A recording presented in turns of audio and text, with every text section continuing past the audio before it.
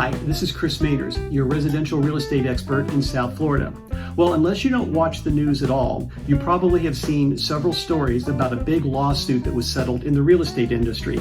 This was between the National Association of Realtors, which is also referred to as NAR, and a group of buyers represented by legal counsel that had claimed that the National Association of Realtors and its members conspired to fix prices and elevate commissions, also elevating home prices. Without going into the details of which is right or wrong with this, I do want to share with you what the three things that came out of the settlement, other than the fact that NAR is going to pay out over $400 million, but the actual things that's going to impact the residential real estate industry that I work in. The three things are, and I'm going to read them so I get them right: remove any offers of commission from MLS listing systems owned and operated by NAR subsidiaries to which NAR member local real estate boards, private brokerages, or agent members subscribe to. And of course, you probably know the MLS is where properties are listed for sale and are syndicated out to websites such as Realtor.com, Zillow, etc. Number two, require that NAR member private brokerages or agent members sign buyer-broker agreements with buyer clients before providing any real estate services to buyers. Number three, private brokerages and agents can no longer be required by any brokerage or trade association to be members of NAR. Many things have been widely reported in the news that will be the result of this NAR lawsuit settlement. Some, I think, will, others will not. Let me start off with one of the ones that's the most widely reported.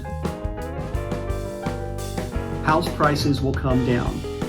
Home prices are determined by supply and demand, just like other commodities, not realtor commissions or other costs of selling or buying. If a seller does manage to save money on any expenses they incur to sell, they will just pocket the savings. Their brains aren't wired to give the money back.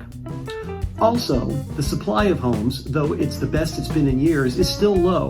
If interest rates come down later in 2024 as expected, buyers who have been on the fence over rates will jump back into the market, further driving up prices for the limited number of homes available. Number two, I feel, is an example of one of the big unintended consequences of this NAR lawsuit settlement. Challenging times are ahead for buyers. The buyer-broker agreements, or BBAs, the NAR settlement now mandates will potentially put the buyer on the hook for compensating directly the agent they now must contractually sign up with, just to start shopping for homes using an agent. Lastly, many buyers may make the risky move of entering the home buying process without professional realtor representation, exposing them to numerous legal and financial risks at the hands of sellers, their agents, and/or their attorneys.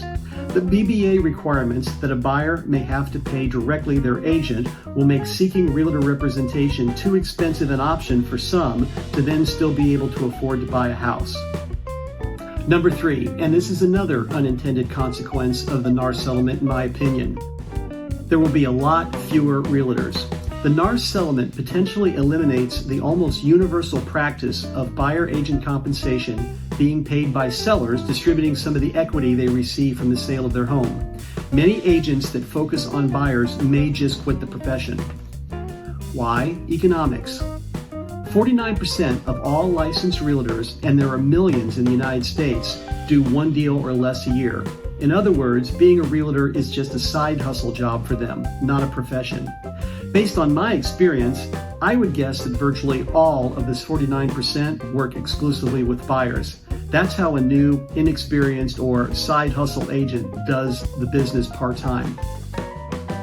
Now, having to negotiate compensation with buyers, as well as sellers and their agents, before they ever show a buyer the first house, these side hustle agents won't be able to invest the time or make enough from the one or two sales a year they might be able to pull off to cover all the costs involved being a legally active realtor. So here's some thoughts I want to share with you. So you might be thinking, what's a home seller or buyer to do in 2024 in the light of the NAR settlement? If you're a seller, you'll need an agent who can not only price, market, and navigate the sales process of your home for you, but now will have to negotiate in your behalf potential compensation with any buyer agent.